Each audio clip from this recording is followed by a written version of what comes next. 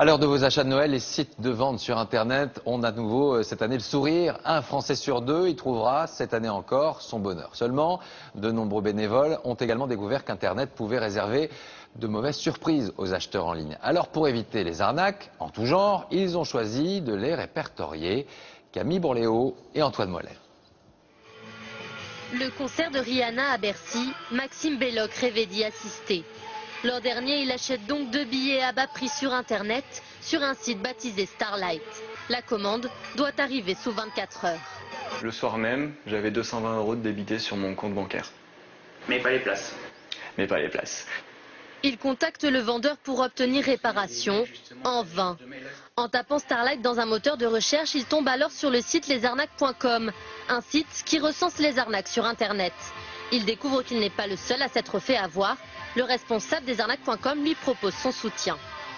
Le gérant de ce site m'a contacté par mail afin d'avoir plus d'informations et se proposant même de m'aider, voire de me porter partie civile pour faire suite à un prochain procès. En septembre, le gérant de Starlight est condamné pour pratique commerciale trompeuse. Maxime Belloc, lui, devrait être indemnisé prochainement. Mais qui se cache derrière lesarnaques.com, ces justiciers du net? Il s'agit de bénévoles comme Mathilde que nous avons rencontrée.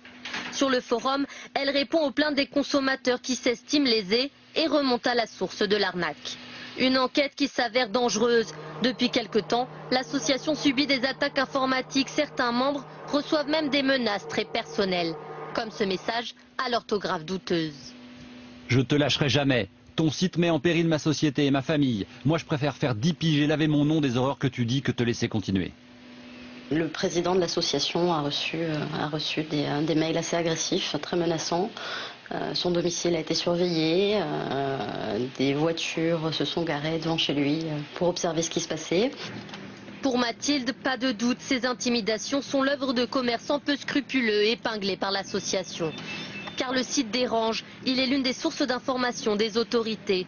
Et pas n'importe lesquelles, les douaniers de l'Internet qui y trouvent quantité de témoignages.